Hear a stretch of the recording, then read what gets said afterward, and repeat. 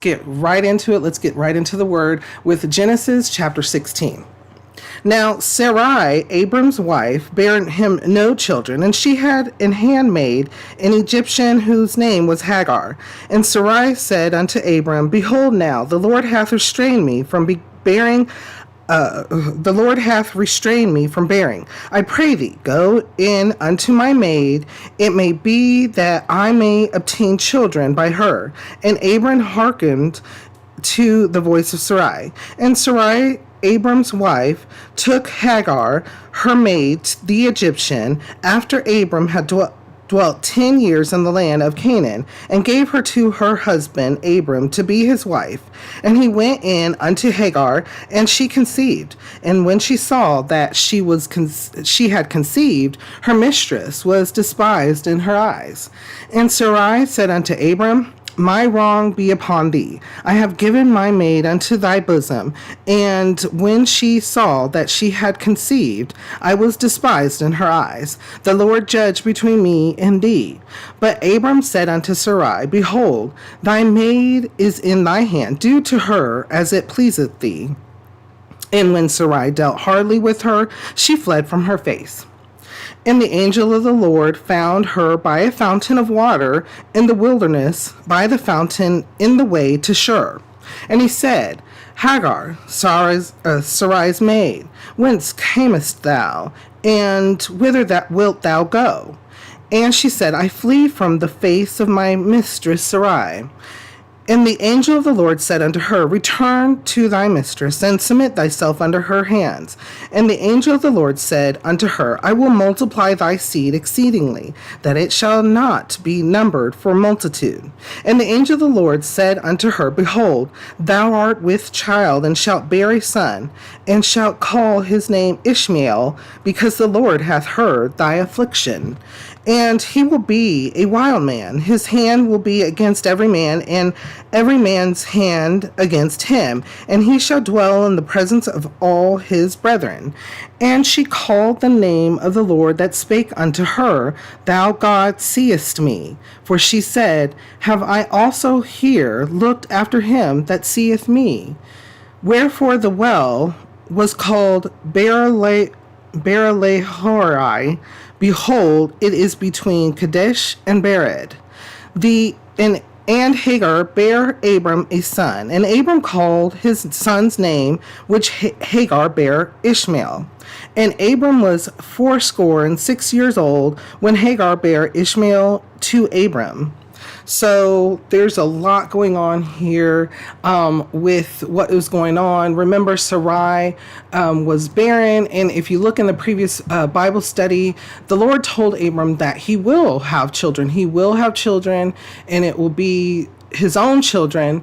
And so here is a time where Sarai, his wife, was into her feelings and to wanting to have children herself, but unfortunately things were not happening. So it was common, I can't say commonplace, but it was known that sometimes these things would happen where in her Sarai's case, she gave her maidservant to Abram to bear children, so that through someone the family line could continue, not necessarily through that individual like Sarai at this time, but she felt that she could give Hagar. And then what happens? Hagar goes in to Abram, and he went in unto Hagar, and she conceived. And when she saw that she had conceived, her mistress was despised in her eyes.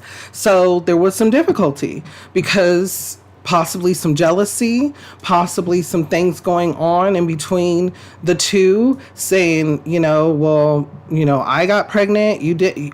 We don't know the full scope, because it doesn't give us that. It just says that there were difficulty between the two, Sarai and Hagar. And so the difficulty was so much that Sarai complained to her husband, Abram, and Abram said, deal with her as you see fit, basically. And unfortunately, Sarai dealt harshly to Hagar. Instead of coming to terms or maybe even going back to the Lord, or maybe coming about it in another way, because it was, like she mentioned, it was her own self. I have given my maid into thy bosom, and when she saw that she had conceived, I was despised in her eyes.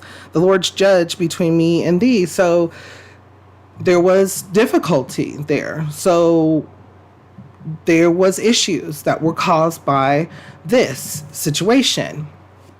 So what happens? The angel of the Lord finds Hagar after she flees because she didn't like how she was being treated by Sarai. And so the angel of the Lord tells her to go ahead and go back, and that her son, she too will bear children, and she too will be blessed through her son Ishmael.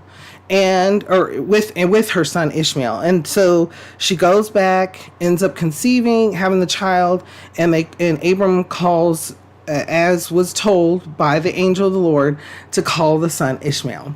And so bringing past to present, there can be difficulties. And as you see, we can set ourselves up for those difficulties too. Have you ever planned out something to a T? You went, whatever it is, a wedding, a trip to the store, a building project, whatever it may be, but you planned accordingly. And for some odd reason, it just fell apart. It was like you were playing a game and you were pulling blocks in the middle and you let the tower fall over. You saw the tower fall over. You didn't think you were the cause of the tower falling over, but it does. Things fall apart. Well, we have to first be into consideration. The Lord sees this. The Lord sees that those things have done. Whether we were asking him about it or not, more likely we weren't. So we have to take into consideration that, right? We have to first say, okay, what went wrong? Did I inquire of the Lord? First and foremost. Even pray. What, did I have peace about it, or did I have thoughts and feelings that this was going to be successful? Because I know what to do. So think about those things, right? And then think about